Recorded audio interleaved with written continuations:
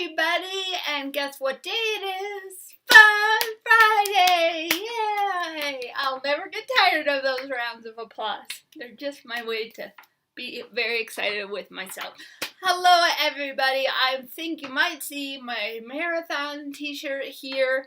Alright, I know I promised you guys the story, so first I'm going to get the terrible joke of the day out of the way so we can just focus on the story. Are you guys ready for the terrible joke? Look, the terrible joke gets written on the sticky note now, so I always can find it. Are you ready, Pedro? Say hello everybody. Hello. Okay, you ready for the joke? Are you guys ready? Okay, plug your ears. What did the painter say to the wall?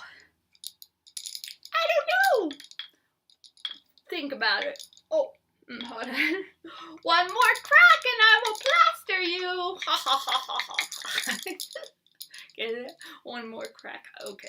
All right, that was terrible. Now we don't have to worry about that painful thing, that painful part of these videos. All right, you guys, I'm going to put you over here and get my coffee because the story will take a little bit. Alright guys, so there was only 150 runners in this marathon. My friend Marcy, who is the super crazy runner, and I love her, she ended up deciding that she would be able to come, which was awesome. Because she has so much experience and was meeting me at different pit stops just to annoy me because I told her to get out of here. I didn't want to see her again and she just kept showing up. But she already things like I should wear a hat when normally I don't, but because of the sun and the wind, I was glad I had that. So all that to say, her friend Chris, that I guess she knows from our work because we used to work together many years ago, has run 450 marathons and almost 8 times in every state, because apparently that's the marathoner thing to do, is do it in every state. Nope, I'm not going to, don't even ask. But anyway, so her friend, so she knew who was putting it on, and my mom and I, all of us thought we had misread the instructions about where you can park, and we didn't realize it was only the half marathoners who weren't able to park in the parking lot. So anyway, my parents could have dropped me off right there at the start line, but I was on the shuttle and that was fine because at least the shuttle, they let us stay in there until they had to go pick up the other crews, so to stay warm because it was still a little cold. So Marcy shows up at the start line and she's like, "You ready to go?" Gave me a pep talk. Now, the only thing about only having 150 runners, and this was the first year he had put this race on, there was nobody out there cheering. Almost nobody. Like a few people at each of the water hydration tables, but they're just, here and there, a little cluster of people. So I thought, if with a race, always it helps any race, anyone who's in a race, like the cheering really gets you to able, to keep going quickly. So no cheering, and because there's 150 runners, you're going to get really spread out. And I already knew I was going to be in the back of the pack.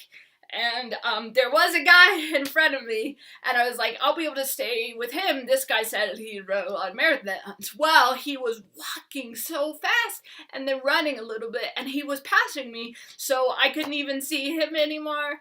And, when I had seen people walking in the New York City Marathon, I was totally judging them. I'm like, you're not a real runner. But I discovered in this race that there is a lot of walking and running, even ones who are very experienced runners, taking your time, getting up the hill, not to run up the hill because your energy will be gone. So anyway, the first half of the marathon, I was actually able to keep 15-minute miles, even with the hills. And there was a good amount of hills, but in the race that is any distance, there's going to be some hills. There's no way to make a completely flat race, but even with the hills, I was really surprised I was keeping that pace. But also in New York City, there was tons of porta potties, but this race very few places to potty, and of course I'm drinking water, and so I have to go potty on the trail a few of the times, but at least that was one of the nice things about now having tons of people out there. I wasn't afraid anyone would come up behind me. So, but also I not seeing anyone, having no one to cheer, like, and knowing I was in the back of the pack, like, it just, like, at mile 10, like, my mind, like, I was just like, I really need to see Marcy, because I'm, like, just really frustrated, and, like, I was just mentally, I was losing my focus, because I was like, this sucks, you know, no one's even out here, and that. So just as I was like praying, like, oh God, I need to see Marcy, and there she was, and then she told me, if you go back, because I had to do a couple out and backs with the trail, she said my parents are down there, and that's where I saw them, and so they, my mom was actually able to pace me, which just means somebody goes with you to try to keep you at a pace that's, you know, good. So she did that, and then my dad was out there taking pictures and walking with us. So that was awesome, but I also, like, it was so hard after the 13 mile, the halfway point. I just, like, every mile, it was, like, so hard, but I did let myself start walking fast and then running, but my energy just went, like, as the miles progressed. And I didn't even realize, so I guess every race has a 8-hour cutoff time. I've never noticed that because I've always run faster than that.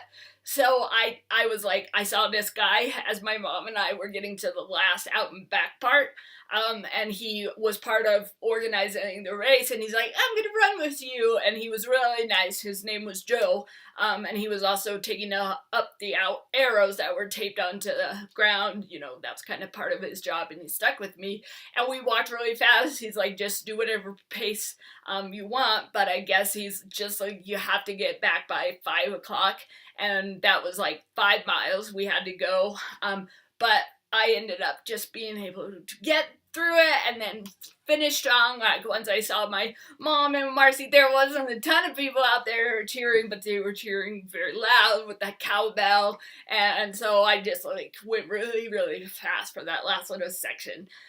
So that was my marathon story, guys. Oh, and alright, just to be honest, okay, I made the horrible mistake of eating some pizza the night before the race, thinking, oh, I'll burn this off tomorrow. But I forgot, and I had actually had a really good, like, system every night before my long run, the things that I didn't eat, and for some reason it just didn't clue me in, so I also had to go potty a lot, the other kind. Now thankfully some of you guys know, yes, I've had that experience before, that's why my nickname is Poopy Pants, but it's one of those things that a lot of long runners struggle with, but thankfully I didn't have that experience in this race, but anyway, so that was my race day, and just, like, feeling so blessed, like, how just people, yeah, it was just so encouraging of me, and the guy, even though I was almost at the very, you know, got in at 7 hours and 35 minutes, he's like, you know, just the fact that you're out here, and it doesn't matter how long it takes you, because, you know, we are runners, you know, are just a very small population of people who will actually get out there and do the 26 whatever miles, so that was really encouraging, and that's what Marcy said too. So that is my runner story, guys, and let's see, I feel like, oh, there was one more thing I was gonna say about that. No, anyway, alright, I'll probably remember it after I click the video off, but the John Prine song of the day is Big Fat Love. So now you guys have had your Friday update, and I will talk when I have more to say. Have a great weekend. Oh yes, I'm going to Rochester in 5 days. Wait, hold on. Friday, Saturday, Sunday, Monday, Tuesday. Yes, 5 days. And I'm moving into my parents' house in the next couple of days, so that I can live there when Connor comes. So exciting weekend. Bye guys, I love you all so much.